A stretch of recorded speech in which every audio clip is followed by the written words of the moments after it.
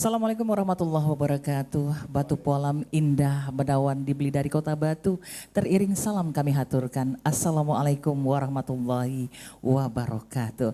Dan gadis cantik pakai kebaya. Kebaya dipakai dari Pasar Lemabang. Berjumpa lagi kita dalam obrolan budaya produksi dari RRI Palembang. Baik pendengar dan juga pemirsa, di kesempatan malam hari ini senang rasanya tentunya kita berjumpa kembali dalam obrolan budaya RRI Net dengan tema merajut warisan budaya dalam jalinan ekonomi kreatif. Dan tentunya pendengar juga pemirsa sudah hadir saat ini narasumber kita, ada 3 narasumber, alhamdulillah luar biasa. Ini narasumber kita yang pertama, kita perkenalkan, kalau pepatah bijak mengatakan tak kenal maka tak sayang maka tak cinta. Narasumber kita yang pertama adalah Bapak Anto Narasoma. Beliau adalah seorang budayawan dan juga seniman dari kota Palembang. Kemudian ada Bapak Rahmat Wijaya. Pak Rahmat Wijaya ini adalah pelaku ekonomi kreatif ya. Dan di ujung sana yang tidak kalah cantiknya seperti saya. Siapakah gerangan, dia adalah Ibu Jamiah. Beliau seorang inovator dan juga seorang inspirator ya, yang banyak mendapatkan tentunya penghargaan terkait dengan tentunya ekonomi kreatif. Baik pendengar dan juga pemirsa di RRI Net yang di suasana malam hari ini tentunya menyaksikan kita, obrolan kita mengenai merajut warisan budaya dalam jalinan ekonomi kreatif. Nah, kita mungkin ke Pak Anto terlebih dahulu. Iya, mungkin mikrofonnya dipegang mungkin satu-satu, Ibu Jamiah dan juga iya. Baik, Pak Anto dulu nih. Pak Anto, kalau kita ngomongin tentang warisan budaya ya, tentunya yang terkait dengan merajut warisan budaya dalam jalinan ekonomi kreatif. Warisan budaya itu sebenarnya seperti apa nih Pak Anto? Ya, jadi kalau kita berbicara masalah warisan budaya, tentu yang mencakup luas sekali ini apa persoalan-persoalan diketengahkan. Tetapi yang kita bicarakan itu adalah bagaimana kita memahami nilai-nilai tradisi masyarakat kita sehari-hari. Yeah. Misalnya ketika kita bernyanyi-nyanyi, berpantun-pantun. Nah, kalau kita ingin mengungkapkan nilai-nilai UMKM kepada masyarakat, saya kira nilai yang paling utama adalah kedekatan dengan pribadi masyarakat kita.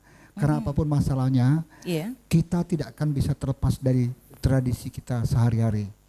Misalnya orang berkerok, misalnya masuk angin, orang berkerokan ya. Itu salah satu tradisi masyarakat kita. Tradisi masyarakat dalam kita. Dunia kedokteran itu tidak mungkin tidak diinikan, tidak diperbolehkan. Tetapi ternyata luar biasa, banyak juga dokter yang juga minta kerok ketika dia masuk angin. Bayangkan gitu ya. Nah, tradisi masyarakat kita yang luar biasa itu, Mbak. Ini terkait juga dengan mungkin ekonomi kreatif. Ini mungkin kita ke narasumber kita yang kedua, ya Pak Rahmat ya. Pak Rahmat, sebenarnya apa sih yang menginspirasi Bapak menggabungkan warisan budaya dengan ekonomi kreatif nih Pak? Kalau bilang istilahnya kebudayaan itu kan tradisional ya Bu. Iya. Ya. Tradisional kan, kalau kayak kami kan bergerak di bidang istilah itu herbal. Tanaman toga ya kan? Iya, tanaman toga. Ya, minuman tradisional ini kan sudah dari zaman dahulu ya kan Pak ya? Intinya sih kalau minuman tradisional itu kan minuman istilah yang berkhasiat kan dari daun-daunan, rempah-rempahan gitu kan. Ya. Itu tadi bergerak yang kami ini kan karena banyak istilahnya tuh khasiat ya kan. Tetangga-tetangga juga banyak yang istilahnya itu minta istilahnya kan buat obat istilahnya kan. Kalau zaman dulu kan nggak ada dokter ya kan, ya kan Bu ya. Yang ada kan paling kan istilahnya tabib kan. Jadi ya kan? masih pengobatan tradisional lah terlebih dulu ya Pak ya. Pengobatan tradisional ya. Nah dari situlah kami tercetus itu kan, terus istri saya juga kan banyak tanaman-tanaman toga, ya kan. Iya. Apa salahnya sih? Bisa nggak istilahnya tuh dijadiin omset gitu kan dengan tanaman yang sebanyak ini istilahnya kan. Oke. Kurang lebih istilahnya tuh 43, iya hampir 50 jenis kami toga tuh. Oh, Itu 50 sih, jenis tanaman. Oke. Iya, jadi makanya itu kami istilahnya berinovasi. Jadi kami buat teh herbal, teh celup herbal. Oke. Jadi istilahnya kan baik dari kemasannya, baik dari penyajiannya itu lebih praktis istilahnya. Lebih praktis. Kalau kan kebanyakan ini kan yang akar-akaran kan direbus segala macam kan. Iya, iya. Nah, kalau ini kan enggak, tinggal istilahnya itu apa? Tinggal celup gitu ya, aja kan sebagai panas gitu ya. Air panas ya kan, sudah istilahnya kan.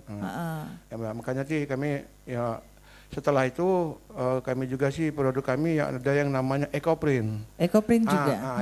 EcoPrint kan ini kan dari dasar yang kita cap jejaknya itu kan print kan. Mengecap di dasar itu kan daun-daunan. Iya. Alhamdulillah ya kan dari bahan-bahan tersebut itu kami dapat dari tempat kami sendiri, pekarangan kami sendiri istilahnya itu. Jadi memanfaatkan lahan yang ada begitu ya Pak ya? Jadi istilahnya itu pemanfaatan pekarangan yang ada, pengolahan lingkungan urban farming, ya kan, memanfaatkan pekarangan yang ada, ya kan, menambah perekonomian dan juga meningkatkan ketahanan pangan mandiri, Bu.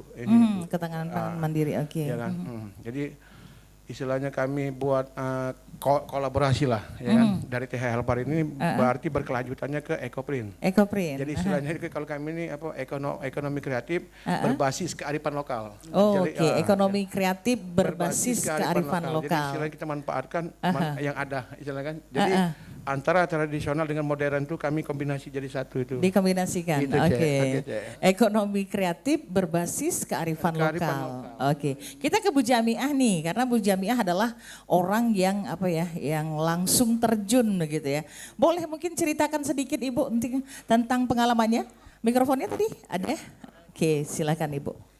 Ya, kita kan awalnya hobi bertanam. Karena hobi bertanaman, Ya. oke. Jadi dengan hobinya bertanam, kita bikin teh.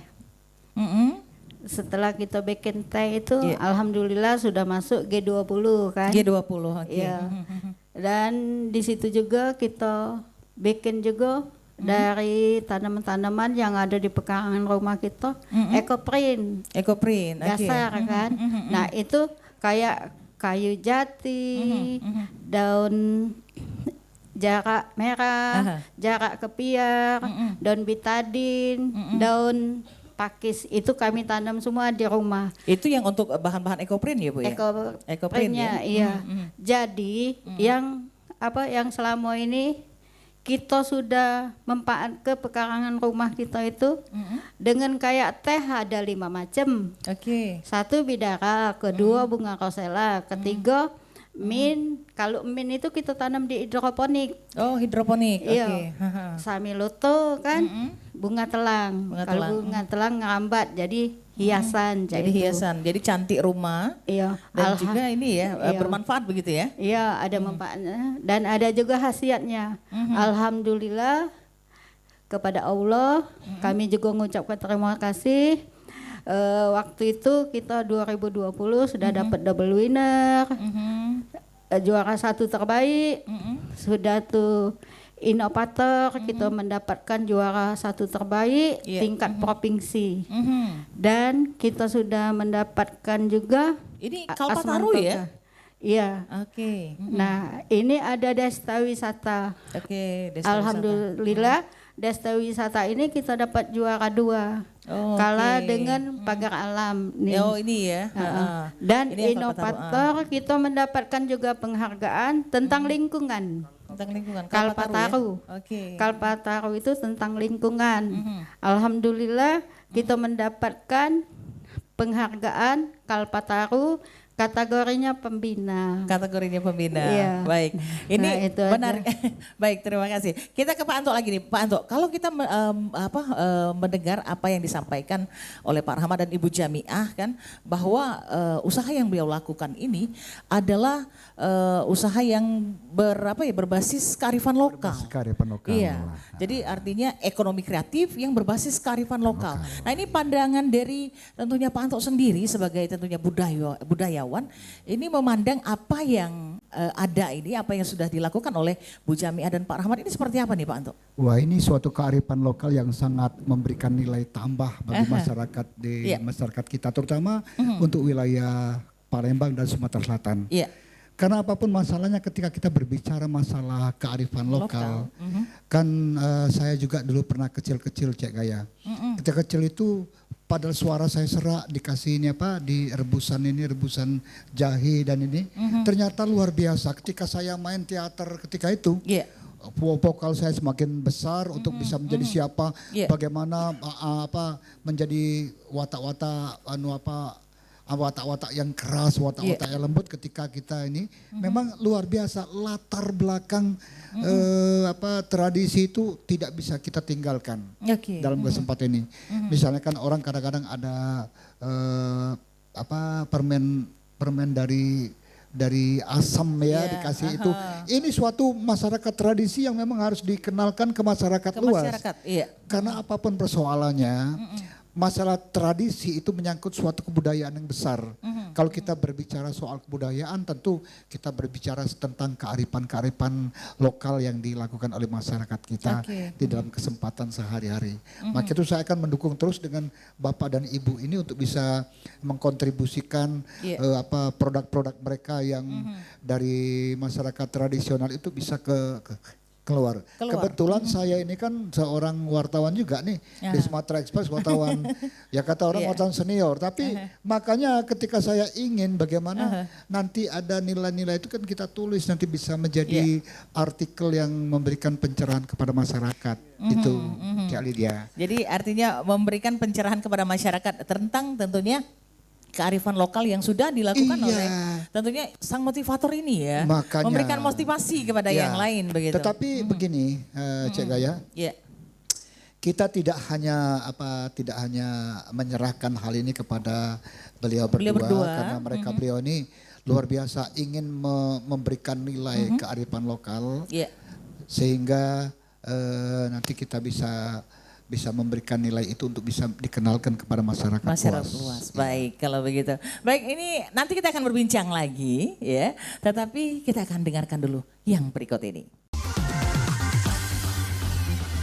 92,1 Pro 2 untuk teman terbaik kamu. Kita bacain dulu postingan teman Pro 2. Kali ini ada Mariana yang katanya pengen titip salam buat Mbak Nur yang lagi di Paris. Semangat berjuang ya. Wah, kalau gitu aku puterin di lagu spesial buat kamu yang lagi berjuang tapi belum pernah diperjuangkan ya.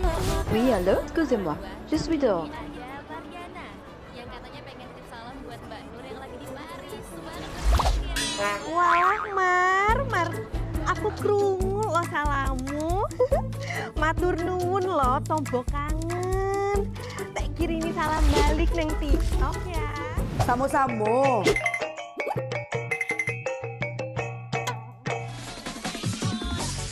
Bundo, jangan main TikTok tarui.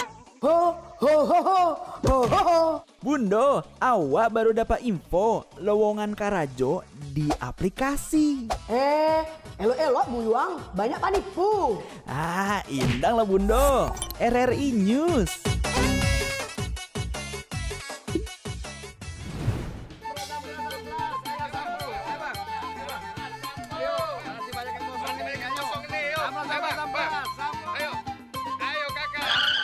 Nyanyi lagu apa kita, Pace? RRI digital saja toh.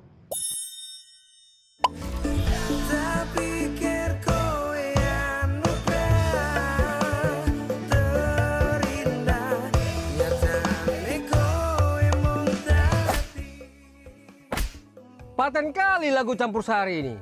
Sesekali, jazz lah. Linda, semangat ya manggungnya. Iya dong, kan mau bangun komunitas.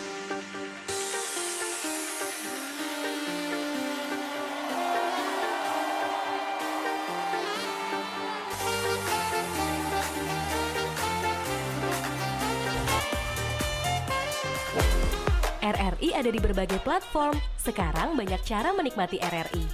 Kamu yang mana?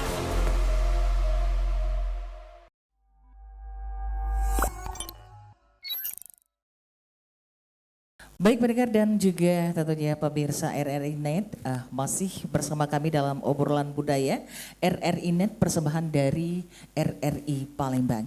Dan tentunya untuk Anda jangan lupa untuk tonton apa yang Anda dengar. Di kesempatan malam hari ini masih membahas tentang merajut warisan budaya dalam jalinan ekonomi kreatif. Mungkin kita masih ke tentunya pelaku daripada ekonomi kreatif, kembali kita ke Pak Rahmat lagi nih Pak Rahmat. Kalau berbicara mengenai tentunya ekonomi kreatif yang sudah Pak Rahmat jalani saat ini begitu ya. Ini kan pasti ada kendala-kendala nih Pak. Karena kan nggak semuanya itu bisa berjalan dengan mulus. Karena apa yang Bapak pilih mungkin kan berbeda dari orang-orang lain usahanya begitu. Dengan Ibu Jamiah begitu ya. Nah ini bagaimana Pak? Kendala-kendala apa saja yang dihadapi tentunya? Kalau kendalanya sih ya namanya kita usahakan, ya Cek pasti ada kan. Iya. Intinya segala sesuatu hal itu kan butuh proses istilahnya, ya Pak ya. Ya kan dari 0 sampai 9 ya kan Pak ya. Itu ya kendalanya sih paling yang pertama sih pemasarannya, ya kan namanya kan kita waktu itu kan tempo hari itu kan masih baru untuk tahap mencoba, ya kan. Baik dari istilahnya itu kemasannya, ya kan, packagingnya semuanya itu kan, terus pemasarannya itu kan, itu ya apa kendala-kendalanya. Terus ya alhamdulillah sih setelah kami istilahnya ada inovasi ini kan teh herbal ini kan, itu setelah Ibu Jamiah juga ya dapat prestasi kan, piala istilahnya kan. Itu alhamdulillah tuh kami juga sih sudah bersinergi istilahnya kan, sama. Artinya bukan berdiri sendiri begitu. Ada bantuan dari pemerintah atau mungkin kerjasama dari pemerintah begitu Pak? Ya. Kami juga sih istilahnya bersinergi bersama beberapa stakeholder itu. Stakeholder, siapa saja? Baik dengan ya Pemkot kan, pemerintah kota, pemerintah provinsi ya kan, ya dinas-dinas kan. Terus juga tidak lupa juga kami juga bersinergi dengan CSR Pertamina RU3 Pelaju itu. Ya kan, mereka kan alhamdulillah yang menyupport ya kan dari packagingnya tadi kan, dari kemasannya kan. Ya terus izin-izin juga kan. Alhamdulillah ya izin kami sudah 9 Cik istilahnya. Sudah lengkap semua. Lengkap ya. Apa saja itu? Kalau izin sih ya itu yang pertama NIB, SINAS kan, PIRT, CUMK, halal, HKI-nya HAKI kan, terus rekomendasi penjualan dari dinas koperasi itu, alhamdulillah. Ya kan? Semuanya sudah terlengkapi dan terpenuhi artinya ya itu kan, sudah terpenuhi semua tuh, ya kan. Kendalanya sih ya paling itu aja sih, ya kan, untuk masalah pemasaran paling. Oke, baik di sini kita pengen tahu nih apa sebenarnya yang menginspirasi Bapak dan Ibu Jamiah sendiri untuk menggabungkan warisan budaya dengan ekonomi kreatif. Nah ini apa yang membuat akhirnya terinspirasi nih ya? Ini kan warisan budaya nih kalau yang ngomongin masalah tanaman-tanaman herbal begitu kan? Tradisional begitu kan? Nah ini dengan ekonomi kreatif begitu, apa yang membuat itu akhirnya bisa dipadu-padankan begitu? Intinya gini sih, terinspirasi itu dari yang pertama tadi pernah kan anak sakit ya kan, kami cekokin pakai sambiloto ya kan, terus ada juga yang jadi pengalaman pribadi ya, pengalaman pribadi dulu, terus sih ada dari tetangga banyak minta ya kan nih, Pak Bu mintain Bu, udah ambil ya kan, yang mikir-mikir ini kok ada manfaatnya ya kan. Jadi makanya tuh dia terpikir gimana sih caranya sih tanaman sebanyak ini bisa jadi omset ya kan, bisa jadi omset. Itu ya baru istilahnya tercetus itu kan. Terus juga sih kami tuh ya kalau bisa sih istilahnya kan kita kan kepengennya sih jangan istilahnya tiap sakit ke dokter. Terus kan mengurangi mengkonsumsi obat-obat kimia kan, kita nggak tahu dampak efek sampingnya. Ya kan karena tradisional ini kan yang herbal ini kan daun-daunan ya Pak ya. Itu kan sudah diakui dari zaman nenek moyang kita. Benar kan? Itu jadi makanya kami berinisiatif menggabungkan itu, ya menggabungkan hal tersebut. Terus kami juga sih sasaran kami sih sebenarnya sih kaum milenial sih, Gen Z istilahnya kan. Gen Z ya. Jadi biar anak-anak muda juga sih kan kami mengenalkan biar anak-anak muda sekarang ini kan kaum milenial ini kan mengetahui loh ya kan? Apa itu namanya toga ya, apa itu namanya herbal ya kan? Ya kan? Ada manfaatnya apa enggak gitu kan? Kan? Karena pernah yang beli teh herbal kami ini anak SMA, Cek. Oh gitu. Jadi artinya memang sengaja dipeci, dipeci bahasa bahasa Palembangnya. Memang sengaja dituju gitu ya. Untuk anak-anak generasi Gen Z gitu ya. Iya sih. Jadi makanya di rumah itu juga sih kan kami kan di rumah itu kan Ibu Jamia kan buka istilahnya edukasi. Jadi tempat edukasi kami itu. Tempat edukasi juga. Jadi anak-anak bisa belajar di situ. Jadi namanya itu Agro Edu Wisata Jamia Rizki Herbal dan Ekoprint. Jadi dari pernah anak-anak TK ya kan PAUD, anak ya kan MTS sampai ke universitas itu sudah semua datang. Sudah semua. Jadi biar mereka tuh tahu. Gitu kan. Biar juga dia kan bisa melestarikan kearifan lokal kita, budaya kita. Iya. Ya kan? Melestarikan juga kebudayaan kita, ya kan? Jadi mereka nggak kepikiran cuma obat-obatan kimia begitu ya. Ya kan dikit-dikit sakit makan obat ke dokter dikit-dikit kan. Iya. Baik, kita ke Bu Jamiah nih. Bu Jamiah tadi katanya sempat Pak Rahmat bilang katanya Bu Jamiah juga itu memberikan edukasi kepada generasi muda, Gen Z begitu ya. Ini kalau misalnya ngasih edukasi ataupun juga mungkin pengajaran kepada anak-anak muda ini, apa yang menjadi kesulitan Ibu Jamiah sendiri? Ya alhamdulillah tidak ada yang kesulitan. Tidak ada kesulitan. Bisa berjalan dengan lancar. Bisa berjalan lancar. Jadi dari anak-anak PAUD itu sudah kita kenalkan bahwa ini kunyit, jahe, laos, bumbu dapur, cabai itu sudah kita kenalkan semua. Mereka bagaimana tanggapan dari anak-anak tersebut mendapatkan edukasi? Senang. Jadi belajar sambil ini ya, belajar sambil bermain. Iya, belajar sambil bermain, sambil bertanam. Di situ juga kita ajak ke langsung nanam kan. Nah setelah itu kan ada juga anak SMA Alam, SD Alam, SMP Alam itu sudah magang di rumah kita. Namun kita juga ini Cek Gaya ya. Punya cita-cita.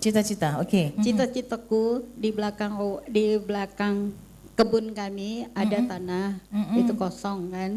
Sekitar 10 kali 12. Nah itu pengen Ibu Jamiah sama Pak Ahmad kami sudah komunikasi bahwa ingin bikin PAUD alam. Nah itu cita-cita kami. Kalau tapi itu belum terrealisasi yang itu. Belum. Nah itu untuk kedepannya rencana kita ingin bikin PAUD alam daripada tanah itu nganggur, lebih baik kita bikin PAUD alam. Jadi memang terbentuknya dari anak-anak dini. Anak-anak ini ya. Pengennya. Baik. Kita ke Pak Anto lagi nih sebagai tentunya budayawan. Kalau ngomongin tentang apa yang sudah mereka sampaikan nih Pak Anto ya. Ini kan menjadi semangat baru, spirit baru bagi kita gitu ya. Jadi untuk tentunya bisa meneruskan yang namanya kearifan lokal tersebut begitu kan. Nah, bagaimana mungkin kalau menurut Pak Anto sendiri melihat transformasi dari nilai-nilai budaya kearifan lokal di dalam produk-produk ekonomi kreatif ini, Pak? Oh iya. Kalau saya mendengar tadi apa yang diungkapkan oleh kedua suami istri ini luar biasa. Usaha yang dilakukan itu memang betul-betul harus mendapat apresiasi dari pemerintah. Sebab kita usaha-usaha seperti ini tidak bisa berjalan sendiri karena apapun masalahnya kita sebagai rakyat biasa ini nggak punya keberdayaan apa-apa. Kita memerlukan stakeholder yang luar biasa, misalnya pemerintah kota atau gubernur. Kemudian ada juga asosiasi pariwisata ya, yang bisa memberikan celah-celah bagi kawan-kawan ini bisa bisa mengekspresikan produk budaya mereka sehingga masyarakat luar akan bisa tahu. Sebab kalau tidak seperti itu, apapun persoalan yang kita lakukan tidak akan sampai kepada masyarakat luar. Karena kita membutuhkan stakeholder yang memang betul-betul profesional, yang mengerti dengan nilai ini. Nah misalnya kita kan memiliki di sini kan ada kapal-kapal pesiar misalnya. Ada masyarakat orang-orang luar, misalnya ada orang barat atau orang kulit putih atau orang dari mana saja. Nah mereka tuh diajak ke ini diajak berwisata ke Sungai Musi. Nah kemudian coba ajak datang mampir ke tempat mereka dia melakukan itu. Itu salah satu aspek yang bisa membesarkan usaha kecil ini. Usaha kecil ini. Iya. Karena apapun masalahnya kita jangan bisa menjadi usaha kecil, tapi bagaimana menjadi usaha raksasa. Karena apapun masalahnya itu tergantung dari bagaimana. Pak Anto ngelihat raksasanya ke saya. Wah iya.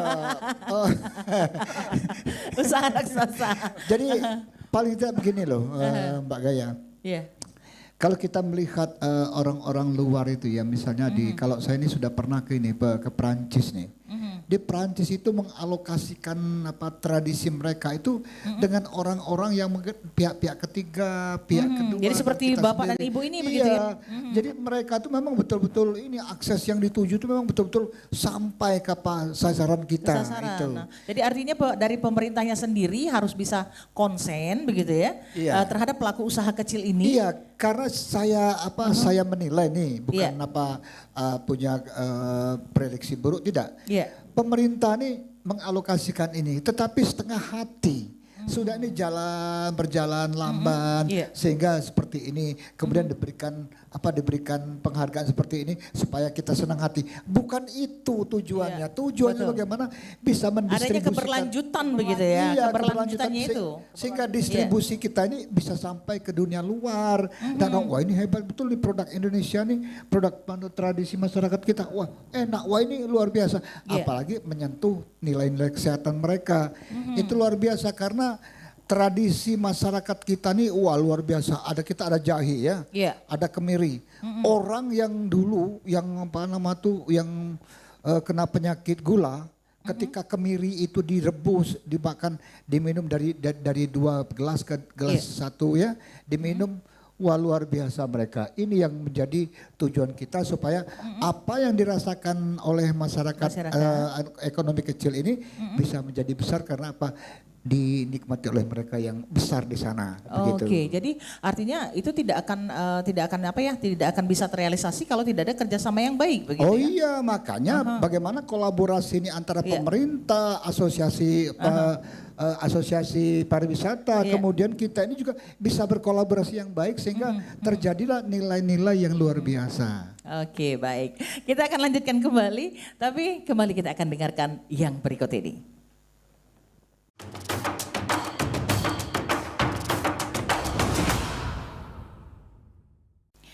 Baik pendengar dan juga pemirsa, masih bersama kami dalam obrolan budaya RRI Net, persembahan dari RRI Palembang, tonton apa yang Anda dengar.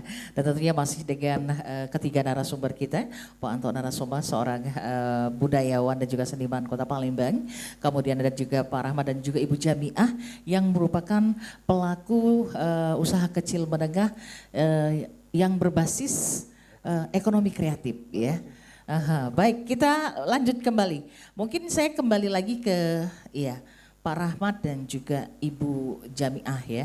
Tadi bahwa berharap ya ke depan ya ini jangan cuma sekedar hanya jalan di tempat begitu ya, harapannya untuk bisa lebih maju dan juga berharap ini bisa diwariskan kepada generasi-generasi penerus. Nah, menurut Bapak sendiri sebagai pelaku ekonomi kreatif ya yang berbasis kearifan lokal ini sendiri, untuk tentunya diwariskan kepada tentunya generasi-generasi penerus, pandangan Bapak sendiri itu bagaimana? Apakah itu bisa diwariskan, memungkinkan, dan bagaimana tentunya tanggapan daripada generasi-generasi Gen Z ini tadi terhadap apa yang sudah ingin diberikan edukasi ataupun juga yang ingin diwariskan ilmunya begitu?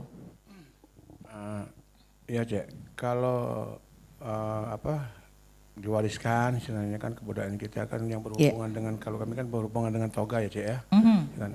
Itu memang harus kita mewariskannya ya kan. Ya dengan cara sih kalau di rumah itu kan edukasi kan kepada anak-anak SD ya kan, SMP bahkan universitas ya kan. Edukasi soal penanamannya, terus pengenalannya dan pemanfaatannya itu kan. Terus kayak kami kan ya alhamdulillah lah sudah istilahnya itu sudah ada usaha yang bakal kita tinggalkan buat anak cucu kita nanti. Oke. Ya kan? Alhamdulillah ini loh nak, ya kan? Nah, tinggal kamu ngurus, tinggal besaknya baik. Istilahnya kan usaha nih kan. Ini dia yang sudah kami tinggalkan, ya kan? Ya. Terus ini juga kan kebanyakan kan kaum milenial ini kan tahunya kan herbal itu kan nggak enak, pahit kan. Ya kan? Maka itu kita kolaborasi ya kan dengan cara ya penyajian yang simpel, terus kita juga kasih manis alami juga namanya stevia. Jadi kan campuran kolaborasi kayak misalnya bunga telang sama stevia, bidara sama stevia itu. Jadi pemanis alami tanpa gula gitu. Apakah generasi Gen Z itu sendiri sudah merasakan apa yang mungkin dibuat begitu hasil dari yang diproduksi begitu? Pernah. Anak SMA itu pernah malam-malam jam 10 ya kan ke rumah Pak beli teh sambil loto lagi 2. Ya kan? Nah ternyata kan besok kan dulu kan pernah ada senam di rumah tiap seminggu sekali itu kan. Ternyata ibunya yang beli, anaknya yang minum, ya kan, karena ngapa? Dicobanya waktu sekali minum itu sambil loto tuh jerawat dia hilang katanya. Ya kan? Ada manfaatnya begitu jadi, ya. Dia terus mengkonsumsi itu kan, karena memang dia yang merasakannya sendiri kan. Dek, kok mau sih kamu minum pahit kan? Gen Z lah, anak SMA kan. Iya Pak, ini apa buat jerawat jadi hilang. Jadi mulus. Ya kan? Nah gitu ya? itu kan juga salah satu istilahnya kan generasi milenial mau loh. Istilahnya kan. Iya. Tinggal istilahnya kita. Jadi artinya bukan artinya obat-obatan tradisional itu hanya untuk orang-orang tua semata begitu ya? Bukan bukan semata, makanya sih ya kan kita mau menghilangkan istilahnya kan pemikiran ya kan. Pemikiran yang dominasi kata sih kalau herbal tuh untuk orang tua lansia aja kan enggak itu. Iya kan, milenial juga sih bisa itu kan. Tergantung dari kita menerapkannya ya kan, mewariskannya, mengenalkannya kepada anak cucu kita nanti gitu kan. Oke, baik. Ke Pak Anto dulu lagi. Pak Anto, kalau misalnya Pak Anto sendiri melihat bagaimana sih sebenarnya kita lihat ya peran dari teknologi dalam pelestarian dan pengembangan warisan budaya ini, tentunya konteksnya di ekonomi kreatif. Saya pikir belum maksimal kita kelihatannya. Belum maksimal. Bahkan kadang-kadang terabaikan hal yang seperti ini. Padahal kalau kita bisa melihat bagaimana kearifan tradisi kita itu bisa memberikan kontribusi yang positif dengan fakta dan nyata di lapangan. Misalnya ada seorang yang sudah sakit lumpuh, kadang-kadang nggak bisa bicara atau itu ya. Tiba-tiba ada seorang seorang yang mampu untuk memberikan pengobatan, diberikan ini ya, sugesti, sehingga ketika sudah berobat dia bisa berjalan, bisa tertawa, bisa bicara. Nah ini salah satu aspek fakta yang memang harus dibesarkan. Kenapa tidak? Seperti ini luar biasa. Kalau kita bisa melihat produk-produk yang seperti ini bisa memberikan kontribusi ke masyarakat. Karena apapun masalah ini tergantung dari kearifan lokal. Misalnya ada bawang daya yang ada itu ya. Kemudian ini ada buku-bukunya juga ya. Ada anak-anak asam Jawa ya. Nah, ini sebetulnya kalau kita bisa melihat bagaimana akar tradisi masyarakat kita yang bisa memberikan kontribusi ke arah yang baik itu luar biasa sekali. Misalnya kayak asam Jawa ini bisa bukan mengobati tapi bisa menghilangkan gangguan-gangguan jantung ya. Ini salah satu. Aku tadi baru membaca itu, waduh ini luar biasa, bagus sekali artinya. Nah, ketika kita berbicara masalah ambang sosial yang perlu diketengahkan ke masyarakat luas, bahwa hal seperti ini penting sekali untuk adanya upaya-upaya berjalan secara kontinuitas. Jadi kontinunya itu yang penting ya. Opini dulu. Membangun opini dulu. Mengopinikan, misalnya, di sana ada pengobatan yang bisa langsung sembuh. Apa nih orang? Apa betul? Ketika dia melihat memang betul-betul. Nah ini akan bisa membesarkan itu. Itu yang maksudnya begini. Jadi paling tidak ketika kita berbicara masalah kearifan lokal itu luar biasa sekali kearifan lokal itu Mbak ya. Apapun soalnya ketika kita berbicara masalah kepentingan masyarakat kita, ini sudah ada semua, sudah menyediakan. Sudah lengkap begitu ya sebenarnya. Sudah lengkap, tinggal kita mau atau tidak. Pemerintah itu jangan setengah hati, berikan. berikan anggaran untuk ini. Karena sekarang ini kan banyak sekali anggaran-anggaran kita yang tersita. Misalnya kalau saya dulu di TPRI, ketika saya mengisi acara misalnya baca puisi misalnya, ngisi acara baca puisi, atau ketika saya main teater di dalam itu, saya langsung setelah pulang langsung dibayar. Sekarang ini 2 bulan 2 minggu baru dapat itu. Itu salah satu aspek yang tidak manusiawi. Oke, baik. Nah, ini bukan mencemooh, tidak. Ini yang memang fakta yang memang dirasakan. Tahu nggak yang namanya kawan-kawan ekonomi kecil seperti ini, tidak ada yang kaya. Tidak ada yang kaya, tapi bagaimana bisa memperkaya mereka baik dari sisi kemampuan yang dilakukan sampai materi yang diinikan itu Oke, baik. Oke, kita ke Bu Jamiah. Bu Jamiah sampai akhirnya bisa dapat Kalpataru itu gimana ceritanya Bu Jamiah? Kita kan bina sekolahan. Membina MI, sekolahan. SD kan, MI. Nah di situ kita kan kalau misalnya bina itu, kata-kata bina itu kan kita bebet kita kasih. Dan kita natanya juga kita tanam, kita tata juga di tempatnya kan. Dan kita ada inovasi juga kayak bikin agar, kayak bikin pempek. Nah itu kita ini juga kan, kita kasih ke juga sama anak-anak. Jadi masalah lingkungan jadikan. Nah jadi di situ kami juga sudah banyak yang SD, dari TK sampai ke SD, sampai ke SMA-nya, sampai ke ini universitasnya. Kalau kita tidak ke lokasi, kita yang didatangi kayak itu kan, untuk dikunjungi, untuk mengajarkan tanaman yang ada di lingkungan kita.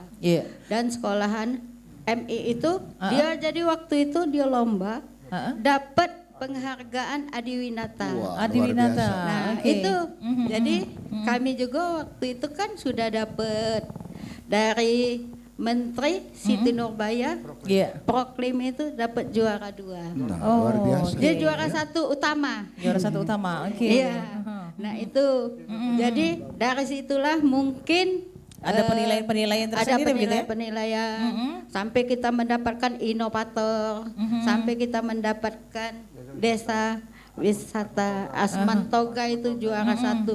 Itu juga dari kita kan di rumah ada posyandu, ada posbindo. Jadi waktu itu kita buka posbindo, ngadeplah dokter Rita.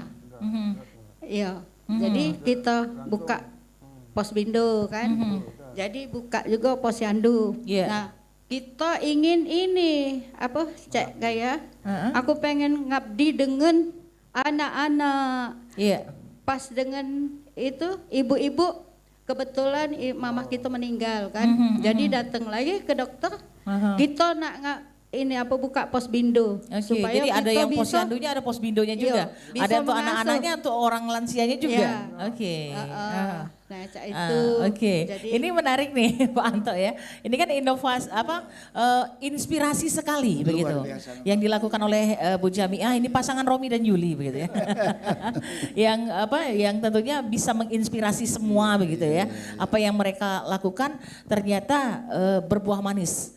Nah, di sini kan yang menarik dari apa yang dilakukan oleh Bu Jamiah dan juga Pak Rahmat, ini sebenarnya sesuatu yang mungkin jarang dilirik orang. Usaha yang beliau lakukan ini adalah yang jarang dilirik orang karena berkaitan dengan kearifan lokal.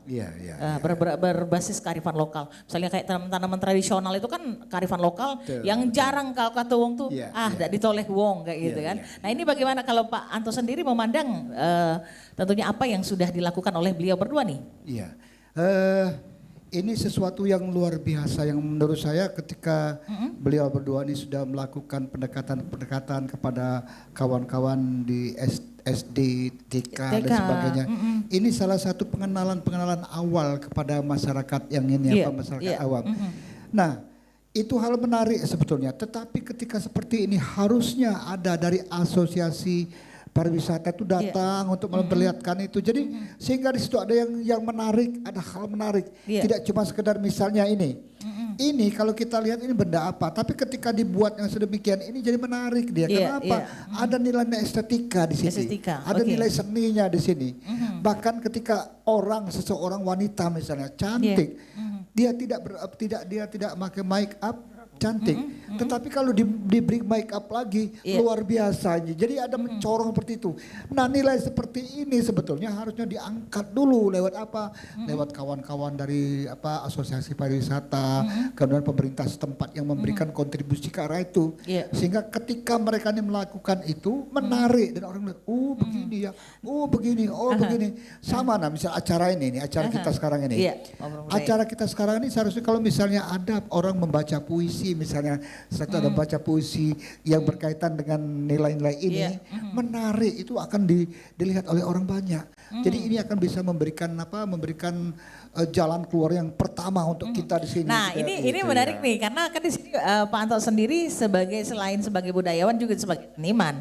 Nah, ini kalau misalnya untuk kontribusi, kalau kan itu kan tadi kita yang bahas mengenai kontribusi dari pemerintah begitu ya. Kemudian stakeholder yang bisa membantu tentunya pelaku usaha kecil ini untuk bisa mengembangkan usahanya atau juga ininya. Nah, kalau untuk mungkin seniman sendiri atau budayawan sendiri, apa yang bisa dilakukan untuk membantu hal ini? Makanya ketika dibicarakan tentang persoalan seperti ini, nanti para seniman ada yang misalnya seniman yang memang tidak berpikir ke arah materi, tapi walaupun dia mencari materi tapi tidak berpikir ke arah itu, mereka datang bagaimana bisa bertanya dengan beliau, sehingga ketika mereka tahu, mereka akan membuat cerita pendek atau puisi atau dongeng tentang ini, sehingga ketika ada acara seperti ini tiba-tiba tampil berapa menit, itu bisa lagi ditambah lagi berapa menit nanti untuk ke depan, sehingga acara kita ini bisa menarik ditonton orang, itu ininya. Ini yang lebih menarik dan ini terangkat, sementara acara kita juga akan bisa ngebiar kemana-mana begitu. Jadi artinya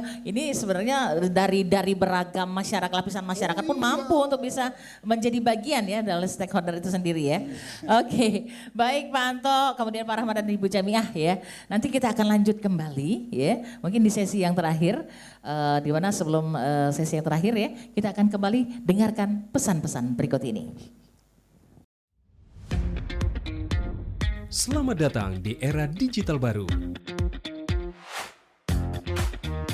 RRI News kini hadir di genggaman Anda dengan aplikasi mobile terbaru. Temukan berita online terkini, cepat, dan terpercaya langsung dari perangkat Anda dengan fitur pembaruan berita real time dari aplikasi mobile RRI News. Anda tak akan pernah ketinggalan informasi. Nikmati kemudahan akses berita nasional dan internasional, berita terpopuler, dan video berita terbaru kapan saja dan di mana saja. Dilengkapi dengan teknologi terkini, aplikasi mobile RRI News memberikan pengalaman membaca yang lebih baik. Dapatkan notifikasi berita penting langsung di layar ponsel Anda. Jelajahi kategori berita yang Anda minati, mulai dari politik, ekonomi, budaya, hingga olahraga. Anda juga bisa berbagi berita penting kepada teman dan keluarga melalui media sosial dan aplikasi pesan, menjaga Anda tetap terhubung dengan dunia di sekitar Anda. Memiliki jaringan lebih dari 80 microsite tersebar dari Sabang sampai Merauke, serta memiliki tren pembaca yang semakin meningkat. RRI News menghadirkan liputan berita terlengkap dan terkini dari seluruh Indonesia. Unduh sekarang di Google Play dan App Store aplikasi mobile RRI News, membawa dunia ke dalam genggaman Anda. Aplikasi mobile RRI News, berita terkini dan terpercaya dalam genggaman Anda. Baik pendengar dan juga pemirsa RRI Net, dimanapun Anda berada, tonton apa yang Anda dengar. Masih bersama kami di obrolan budaya RRI Net, persembahan RRI Palembang. Dan tentunya masih membahas tentang warisan budaya dalam jalinan ekonomi kreatif. Kita kembali ke Ibu Jamiah yang sudah mendapatkan beragam penghargaan. Mungkin pendengar dan juga pemirsa ingin tahu apa saja nih yang ada di sini, penghargaan yang sudah tentunya Ibu dapatkan, Ibu, bisa dijelaskan? Ini nomor satunya kita mendapatkan Asmantoga. Asmantoga? Iya, Asmantoga satu terbaik. Namun tidak dibawa pialanya kan. Kalau kalau ini inovator ya. Piala inovator. Inovator terbaik satu ini tahun 2022 itu. Itu bisa provinsi. mendapatkan penghargaan seperti itu seperti apa nih Pak ininya, mekanismenya?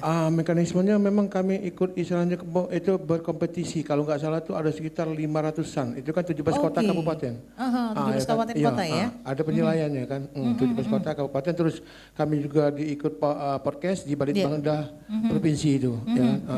Nah terkait dari inovator ini kan kami kan itu tadi yang teh herbal tadi, ya kan, teh herbal itu, teh celup herbal, dan juga kan alhamdulillah teh herbal kami kan sudah tembus menjadi souvenir delegasi, souvenir. meeting delegasi internasional G20 di Bali kemarin 2021 itu. 2021. Nah jadi makanya kan dari situ kan kemudian karena sudah ya? tembus 20 negara kami kan souvenir kami teh herbal itu alhamdulillah itu kan kolaborasi kan antara stakeholder CSR Pertamina RO3 Pelaju dan Kementerian LHK Republik Indonesia. LHK. Jadi gabung tembus lah yang souvenir itu.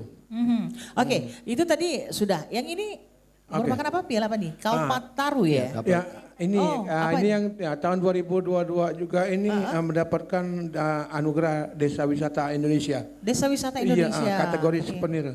Kategori souvenir. Kampung Toga Inovatif. Oke. Nah, kemudian selanjutnya ini yang satunya yang besar ini itu Kalpataru. Oke.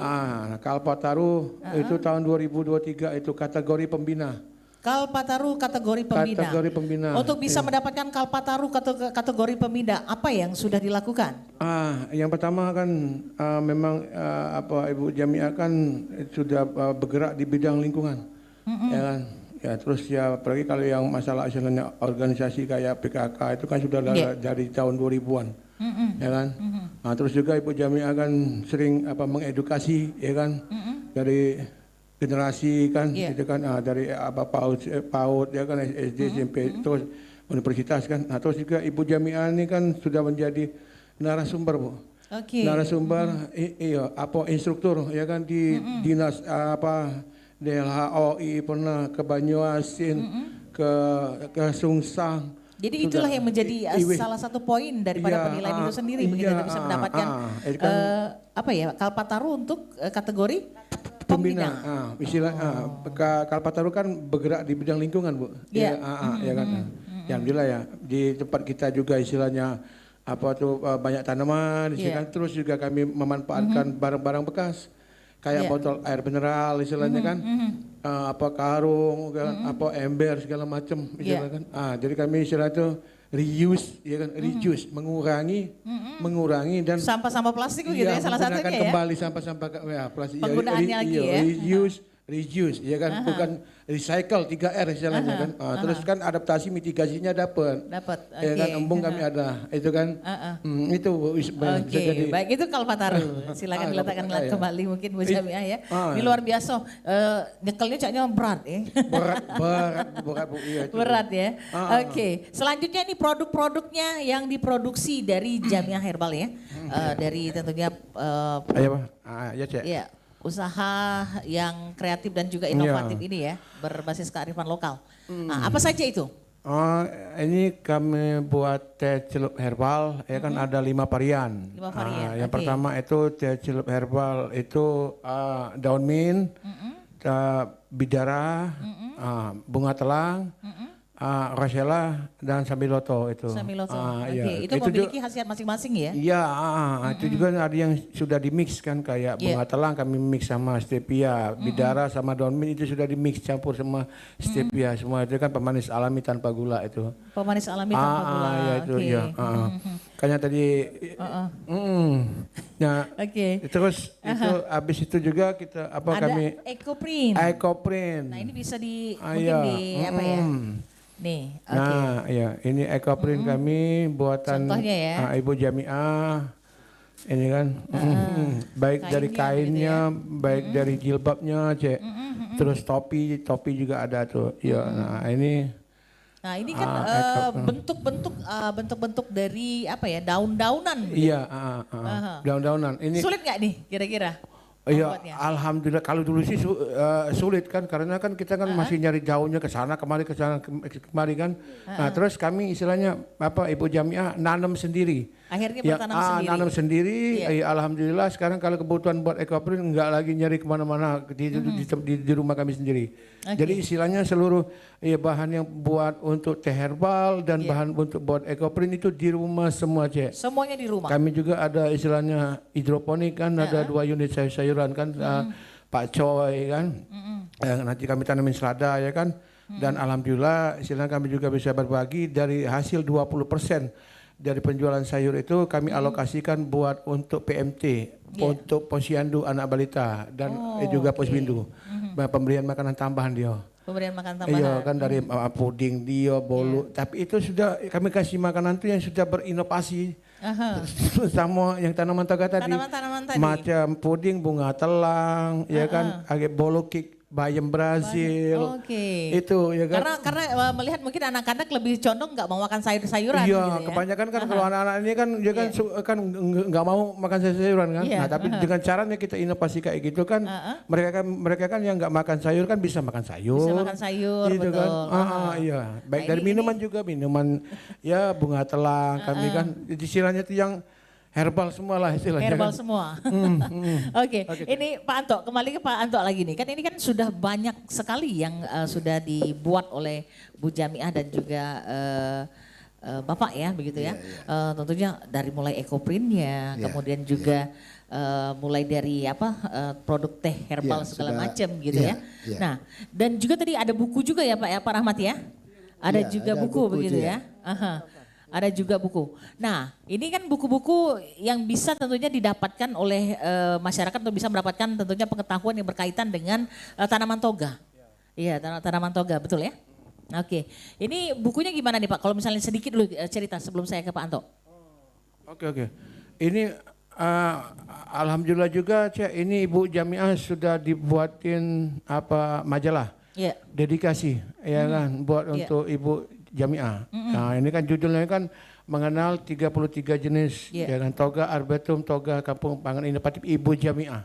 Jadi seluruh yang di majalah ini itu fotonya itu inovasinya ya penghargaannya itu di rumah semua ini. Di Cek. rumah semua. Ini terciptanya ini berkat kolaborasi antara anak-anak Unsri, ya baik itu dekannya, rektornya, dosennya, ya kan, mahasiswanya dan juga dengan CSR, CSR Pertamina RU 3 Pelaju. Alhamdulillah terciptalah buku ini. Buku ini sudah ada ISBN Bu, International Standard Book Number. Jadi ada penerbitnya bisa dicetak se Indonesia, Bintang Pustaka. Sudah ada semua nih. Jadi kalau ini kan ada linknya. Baik. Nah ini kembali Pak Anto, ini kan dengan beragam inovasi. Salah satu inovasinya yang dilakukan oleh Bu Jamiah di mana di lahan yang beliau punya, begitu beliau menanam juga Pak Coy hidroponik begitu ya. 20%-nya katanya untuk bahan untuk makanan tambahan bagi anak-anak balita begitu ya. Nah kalau Pak Anto melihat ini sendiri, jadi dari tanaman itu ini dibuat inovasi nih karena tahu anak-anak nggak suka makan sayur gitu ya. Nah akhirnya dibuatlah misalnya puding dari bunga telang, kemudian tadi katanya dari cake dari bayam Brazil begitu. Kemudian juga ada juga katanya bukan pempek ya Bu ya, apa itu yang dari ikan ya Bu ya? Karena misalnya anak-anak yang nggak suka makan ikan begitu ya. Puding agar dari ikan begitu. Nah ini bagaimana melihat tentunya inovasi yang sudah beliau lakukan begitu, mengingat anak-anak nggak suka mungkin ya dengan makanan-makanan seperti itu. Yang mau saya tanyakan sebelum saya jawab, saya tanyakan dulu Bu. Apakah setelah Ibu dan Bapak nih melakukan hal seperti ini sudah banyak yang laku Bu? Laku. Kalau lagu sih, apakah masih ibaratnya masih Senin Kemis atau gimana? Masih istilahnya masih Senin Kemis. Nah, puasa kali ya. Ini persoalan sebetulnya. Ketika kita berbicara masalah Senin Kemis, ketika sudah diusahakan sedemikian rupa, siapa yang bersalah?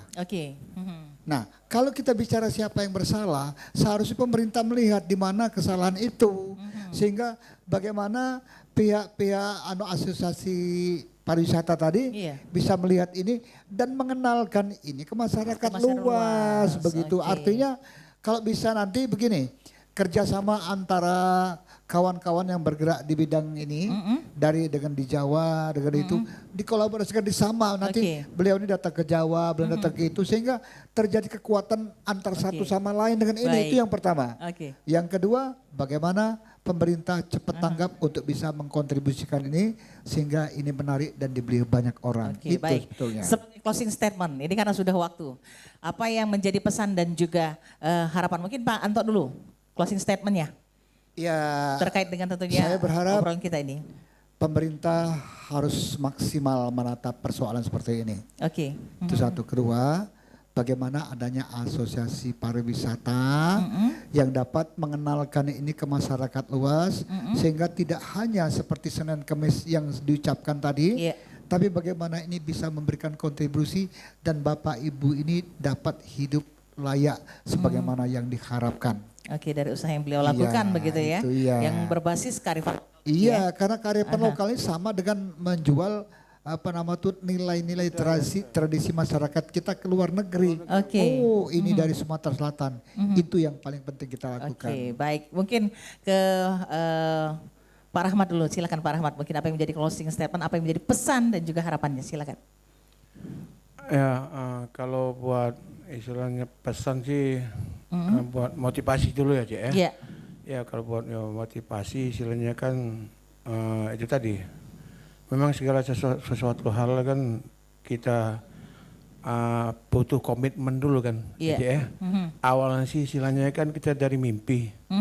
Mimpi kita ucapkan jadi rencana, kita ucapkan jadi komitmen, kita ucapkan jadi kenyataan. Ya kan, kenyataan kita teruskan dengan konsisten. Ya kan?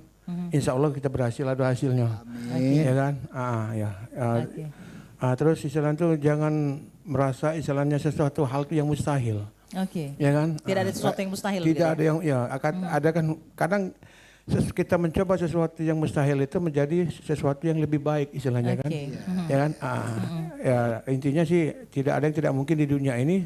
Semuanya bisa terjadi, kita hanya bisa berusaha, berharap dan berdoa untuk tujuan yang terbaik di dalam hidup ini. Selebihnya urusan Allah. Ya kan? Dan terus satu lagi buat nyambung omongan Pak Anto tadi soal pemerintah ya kan. Sebenarnya Pak Anto bukan ini urusan kepariwisataan aja bukan. Ya kan, kalau ini kan istilahnya itu tanggung jawab seluruh dinas itu ya. Ya kan, mau itu pariwisata, DLH, inovator segala macam. Semua kan? Begitu ya. Balik semua istilahnya. Betul kan. Pak, betul. Tapi saya katakan begini, pariwisata ini melingkupi ruang-ruang selain dia bisa mengenalkan apa yang sudah ada, dia bisa pergi ke suatu daerah untuk mengenalkan ini. Itu maksud saya. Jadi terserah dia mau ada instansi apa di dalam itu, yang pedis jadi kita berharap seperti itu. Iya. Kolaborasi mereka. Iya, supaya lebih besar apa itu yang maksud saya. Baik, karena waktu jua ya. Ini mungkin Bu Jamiah singkat jelas padat saja yang menjadi pesan dan juga harapannya. Harapannya saja nih Bu Jamiah. Harapan saya semoga pemerintah dan Pertamina seluruh stakeholder begitu ya. Untuk bisa membantu kami pemasarannya, dan kalau ada kesulitan dan minta dikunjungi biar lebih tahu lagi di mana letak kekurangan, di mana letak kelebihan. Terima kasih. Baik, terima kasih tentunya Bu Jamiah, kemudian juga Pak Rahmat dan Pak Anto yang sudah hadir di studio pada malam hari ini dalam obrolan budaya RRI Net ya. Terima kasih tentunya dari perbincangan ini banyak sekali menjadi inspirasi dan juga masih menjadi PR dari pemerintah sendiri untuk ke depan bisa membuat pelaku usaha kecil menengah yang kaitannya dengan ekonomi kreatif berbasis tentunya kearifan lokal ini bisa maju sampai go internasional begitu harapannya. Amin. Baik, Pepatah Bijak mengatakan kita sudah ada di penghujung kebersamaan. Pepatah Bijak mengatakan tak ada gading yang tak retak, tak ada manusia yang tanpa kesalahan. Jika pedang lukai tubuh pastikan ada harapan sembuh. Namun jikalau lidah lukai hati, kemanakah gerangan obat hendak dicari. Bubur sumsum dimakan pakai kuah pakai es batu. Assalamualaikum warahmatullahi wabarakatuh.